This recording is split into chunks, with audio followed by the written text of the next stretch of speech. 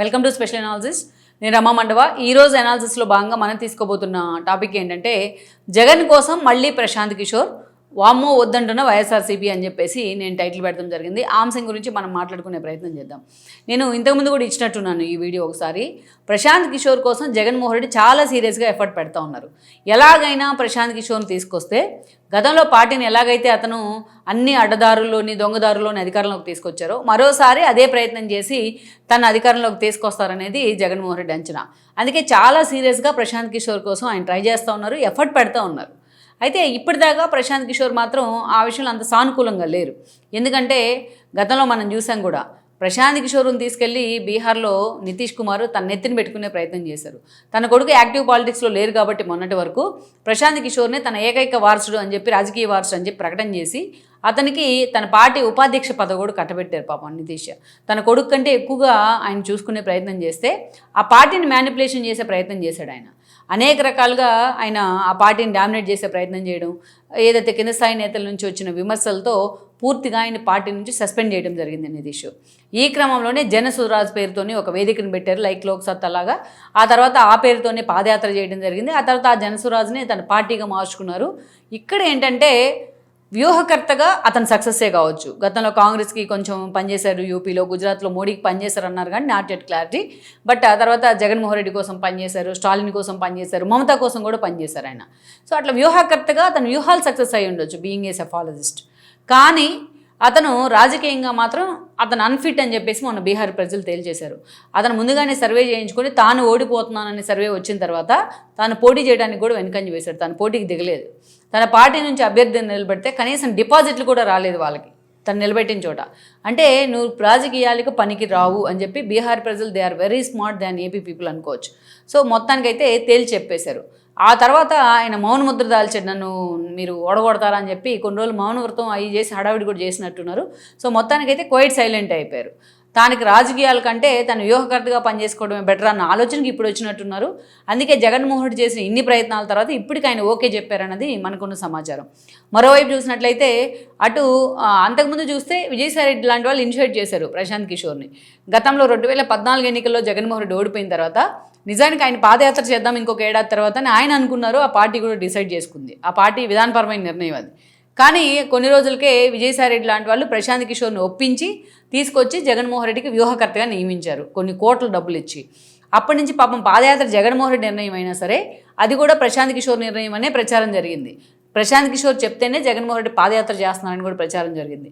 మీకు అందరికీ తెలుసు, అన్ని పార్టీల నేతలకు కూడా వ్యూహకర్తలు ఉంటారు, బ్యాక్ ఎండ్లో ఉంటారు. వాళ్ళు ఏ వ్యూహాలు వాళ్ళ దగ్గర తీసుకుంటుందో వాళ్ళు ఇస్తుందో ఎవరు కూడా ఎక్స్పోజ్ చేయరు.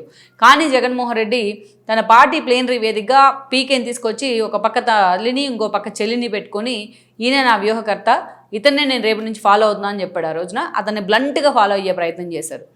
పీకే లాంటి టీం కూడా కొత్తగా కొన్ని రాష్ట్రానికి పరిచయం చేసే ప్రయత్నం చేసింది. సోషల్ మీడియాని ఎంత దారుణంగా వాడుకోవచ్చు, ఉన్నది లేనట్టు లేనిది ఉన్నట్టు ఎలా జనాన్ని నమ్మించవచ్చు. చంద్రబాబు నాయుడు పని అయిపోయిందనే ప్రచారం, ఆయన వయసు అయిపోయిందనే ప్రచారం, చంద్రబాబు నాయుడు ఏ పథకం తీసుకున్నా ఏ అంశం తీసుకున్నా దాన్ని వ్యతిరేకించడం, గోబెల్స్ ప్రచారం చేయడం, దారుణంగా సోషల్ మీడియాలో బూతులు పెట్టించే ప్రయత్నం చేయడం, ఇలా ఉన్నదాన్ని లేనట్టు లేనిది ఉన్నట్టు కూడా నమ్మించే ప్రయత్నం జరుగుతూ వచ్చింది. సో ఈ క్రమంలోనే ప్రశాంత్ కిషోర్ టీం చాలా అద్భుతంగా ఆయన డైరెక్షన్లో పనిచేసిందని అనుకోవచ్చు.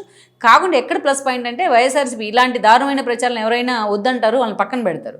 కానీ జగన్మోహన్ రెడ్డి అంటూ మొత్తం ఆ పార్టీ నేతలంతా బ్లంట్గా పీకే టీంని ఫాలో అవుతూ ఉండేవాళ్ళు. సో మొత్తానికైతే మాత్రం 2019లో జగన్మోహన్ రెడ్డి 151 సీట్లు తెచ్చుకోవడంలో పీకే పాత్ర చాలా ఉంది, అది అందరికీ తెలిసిన విషయమే. సో ఇది అయిపోయిన తర్వాత మనం చూస్తే పీకే లాంటి వాళ్ళతో కొద్ది రోజులకే పార్టీ అధికారంలోకి వచ్చి ఆయన సీఎం అయిన కొద్ది రోజులకు 2 నెలల్లోనే పీకేతో విభేదాలు వచ్చాయి. ఆయన పూర్తిగా బీహార్ రాజకీయాల్లోకి వెళ్ళిపోయినారు. ఆ తర్వాత పీకేతో వచ్చిన ఐపాక్ టీంని దాన్ని రిషి సింగ్ లాంటి వాళ్ళు కంటిన్యూ చేస్తూ వచ్చారు. అయితే అది కూడా ఎలక్షన్ అయిపోయి తను సీఎం అయిన తర్వాత కొద్ది రోజులు కంటిన్యూ అవుతూ వచ్చారు. కానీ ఆ ఐపాక్ టీం మీద మాత్రం చాలా వ్యతిరేకత వచ్చింది. వాళ్ళు గతంలో ప్రతిపక్షంలో ఉన్నప్పుడులాగా అధికారంలో ఉన్నప్పుడు పనిచేయలేదు. అసలు గ్రౌండ్ రియాలిటీస్ ఏంటి అని కూడా తెలుసుకునే ప్రయత్నం చేయలేదు. చాలామంది నేతల్లో, చాలామంది ఎమ్మెల్యేలు, ఎంపీలు స్థానికంగా వాళ్ళ మీద చాలా వ్యతిరేకత పోగు చేసుకున్నారు వాళ్ళంతా. అందుకే ఈరోజు ఆ టీంని మళ్ళీ కంటిన్యూ చేయాలని జగన్మోహన్ రెడ్డి అనుకోలేదు. మనం ఓడిపోయిన తర్వాత పూర్తిగా వాళ్ళని పక్కన నెట్టే ప్రయత్నం చేశారు. అయితే ఈరోజు జగన్మోహన్ రెడ్డికి ఒక వ్యూహకర్త కావాలి. ఇక త్వరలోనే ఒక 6-7 నెలల్లో పాదయాత్ర చేస్తానని కూడా చెప్తా ఉన్నారు. ఇంకోవైపు చూస్తే గతంలో లాగా తల్లి చెల్లి సెంటిమెంట్ ఈరోజు పార్టీలు లేదు. వాళ్ళిద్దరూ ఆయన పూర్తి స్థాయిలో కోర్టుకి ఎక్కించే ప్రయత్నం చేస్తూ ఉన్నారు. ఇతను కూడా వాళ్ళతో అంతే వ్యవహరిస్తూ ఉన్నారు. గతంలో లాగా పార్టీని కింద నుంచి పైకి టాప్ టు బాటమ్ పార్టీకి సంబంధించిన వ్యవహారాలు కానీ పార్టీ అవసరాలు కానీ చూసుకోవడానికి విజయసాయిరెడ్డి లాంటి నేతలు, ఆర్థికంగా అండగా నిలబడడానికి వేమిరెడ్డి లాంటి వాళ్ళు ఎవరూ లేరు జగన్మోహన్ రెడ్డి పక్కన. అందుకే ఈరోజు ఆయన ఒంటరిగా ఫీల్ అవుతూ ఉన్నారు. ఇలాంటి సమయంలో ఒక స్ట్రాటజిస్ట్ కావాలి. ఈరోజు సజ్జల లాంటి వాళ్ళు ఆయన స్ట్రాటజీస్ ఆయనే చూసుకోలేడు, ఇంకా జగన్మోహన్ రెడ్డి స్ట్రాటజీస్ ఏం చూస్తారు. సో ఇలాంటి పరిస్థితుల్లో జగన్మోహన్ రెడ్డి పీకే కోసం చాలా సీరియస్గా 1 year నుంచి ట్రై చేస్తూ ఉన్నారు. తన పార్టీ ఎంపీలైన మిథున్ రెడ్డిని, అవినాష్ రెడ్డిని, గురుమూర్తిని పంపించి పీకేతో ఇప్పటికే చర్చలు కూడా జరిపించారు. ఆయన ఈ విషయాన్ని హోల్డ్లో పెడతా వచ్చారు. సో ఇప్పుడు ఆయన కూడా నేకెడ్గా ఉన్నారు కాబట్టి ఒక పని కావాలి. అందుకే మళ్ళా ఏపీ రాజకీయాల్లోకి ఆయన ఎంట్రీ ఇచ్చే ప్రయత్నం జరుగుతోంది అనేది అయితే ఒక చర్చ. సో జగన్మోహన్ రెడ్డి ఆ దిశగా పీకేని ఒప్పించారని కూడా చెప్తా ఉన్నారు. అయితే ఇక్కడ గతంలో చూస్తే పీకే లాంటి వాళ్ళు వెళ్ళిపోయిన తర్వాత ఇషా సింగ్ అనే ఆవిడ ఆ టీంలో పనిచేయడం జరిగింది, ఐపాక్ టీంలో. ఆమె మీద రిషి సింగ్ టీం మీద మంచి ఇంప్రెషన్ లేకపోయినా ఈ ఇషా సింగ్ మీద మంచి ఇంప్రెషన్ ఉండింది జగన్మోహన్ రెడ్డికి అండ్ ఆయన పార్టీ లీడర్స్కి. అందుకే పీకే లాంటి వాళ్ళు వచ్చినా ఆవిడని కూడా ముందు పెట్టుకోవాలి, ఆవిడని కూడా వ్యూహకర్తగా పెట్టుకోవాలి అని జగన్మోహన్ రెడ్డి ఆలోచన చేస్తున్నారు. అట్సి మొత్తానికైతే ప్రశాంత్ కిషోర్ మరొకసారి రాష్ట్రంలోకి ఎంట్రీ ఇస్తే జగన్మోహన్ రెడ్డిని మరొకసారి అతను గట్టెక్కించగలరా అన్నది మాత్రం వైఎస్ఆర్సీపీలో కూడా ఒక పెద్ద అనుమానం అని అనుకోవాలి. లెట్స్ సీ మరి రిజల్ట్ ఎలా ఉంటుందనేది మనం చూడాలి.